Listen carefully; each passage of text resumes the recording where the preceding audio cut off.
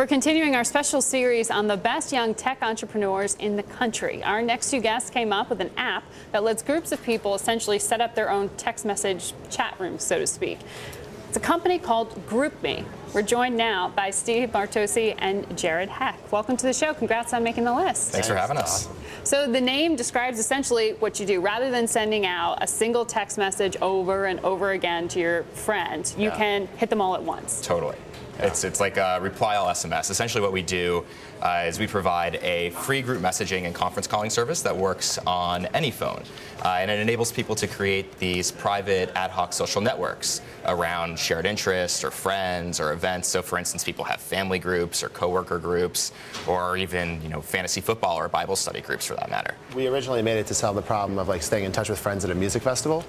And we built it in a 24-hour hackathon and then took it out and used it in the wild, and we knew we had solved the problem, so it was really fun. And what is it, 100 million texts per month is about where you are now? Next month it'll be 100 million, yeah. And so by next month, do you have a plan on how to become profitable?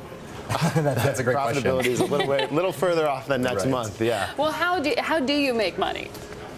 That's a good question. So on day one, when we built a very basic prototype, we knew exactly where we wanted to go with this product, and that was helping groups of people make decisions in real time. So what we want to do is show people offers about things that they can do that are around them, things that they can do with groups of people that they can actually purchase within our app and share with friends that they want to go to a bar with or to a movie with. Mm-hmm. We have a lot of we're showing some of your investors there, and you have some big names behind you. You have Hosa Ventures, among others there. Yep. So you have some money being invested in building out this infrastructure. Yep. It lets us focus on the product and make sure that we can spend time making sure that we're making the absolute best product. Our users want this, really growing the network so that we can then monetize.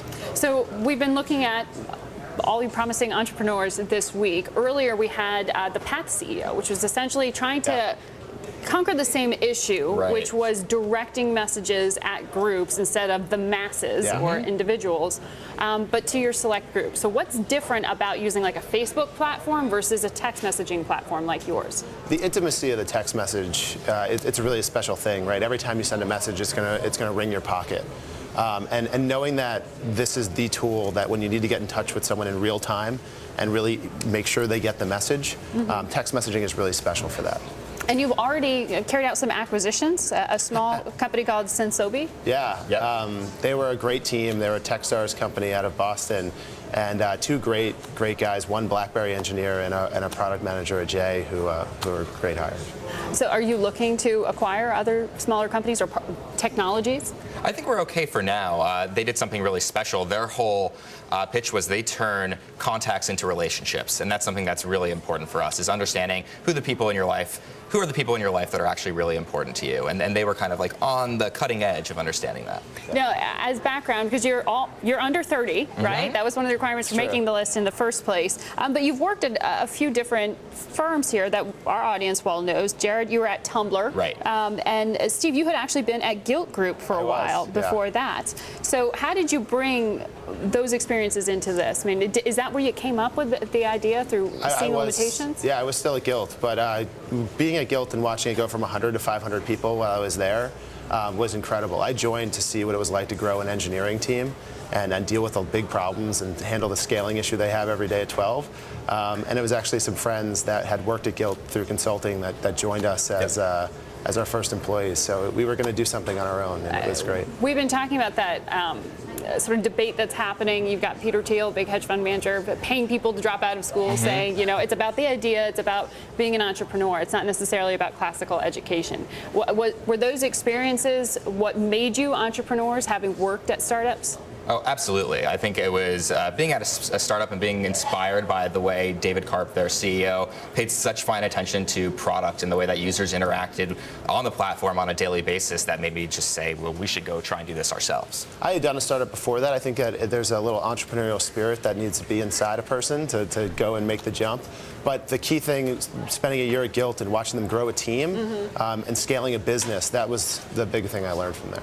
So plans to eventually sell it, go public? What would you ultimately like to see your company do? I think ultimately we'd like to build a big sustainable business in New York City. I mean, that's been the goal since day one. We're pretty confident about that. And then eventually other markets? Oh, yes. Yeah, so we're working on international right now. We're doing some testing and hopefully rolling out everywhere as soon as we can. All right. Cool. Congrats on making Best Young Entrepreneurs.